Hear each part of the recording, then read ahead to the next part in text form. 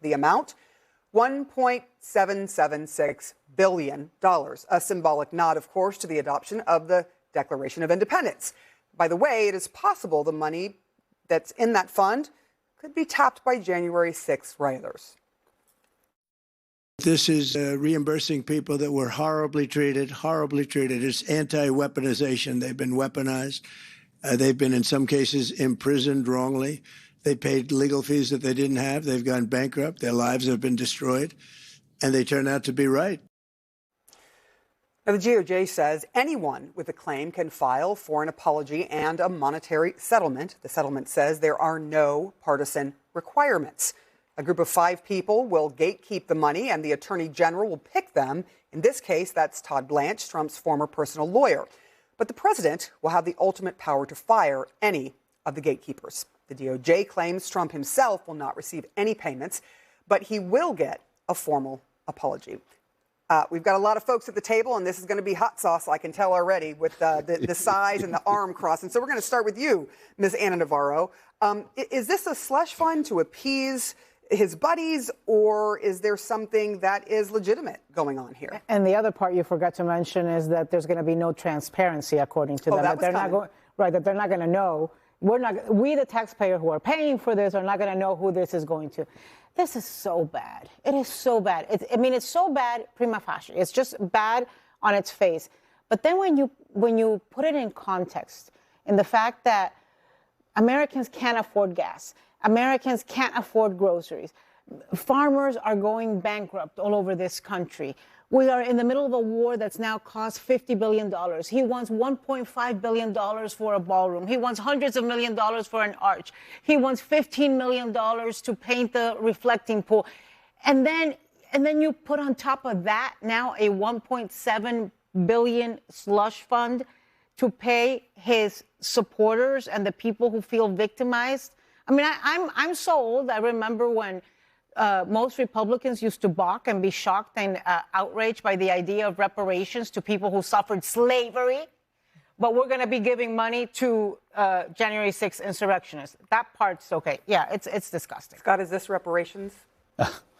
Look, I think there's a lot about it we don't know. I don't know who's on the committee. I don't know exactly who's going to be applying for it.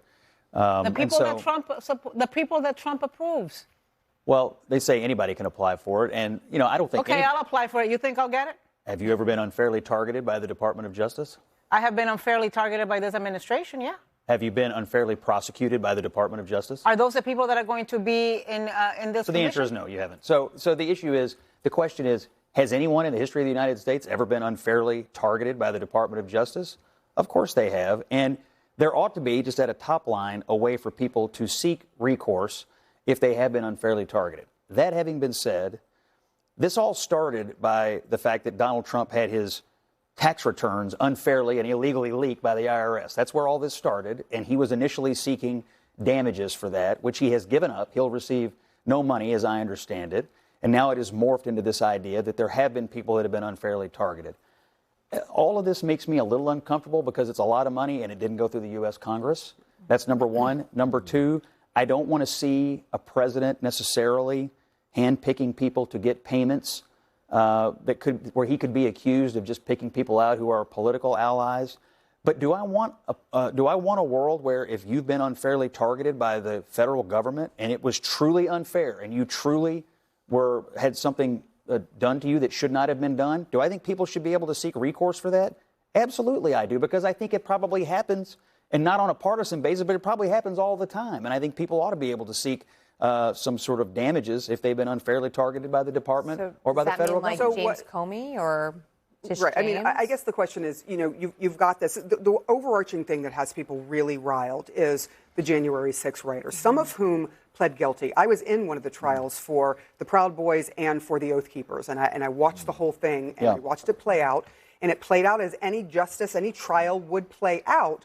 And here they're pardoned, and they could seek money, should they be able to. My personal view is anybody who committed documented violence against the government or against police officers, they've not been unfairly treated. If they ended up being convicted of a crime because of violence they committed, I got no real sympathy for them. Now, if there were people who were on the periphery that were swept up, over prosecuted, whatever, and they have a way to seek a recourse here, I have less of a problem with that. But I draw the line at violence. If you've committed political violence, if you attack the government building, if you attack police officers, I got real no sympathy. Scott, you don't have a problem with Todd Blanche handpicking 5 people who Trump can fire at any moment and giving reparations that are then not disclosed to the American people who are paying for this slush fund? Why do you know it's not going to be disclosed? Because it says so. Is it to be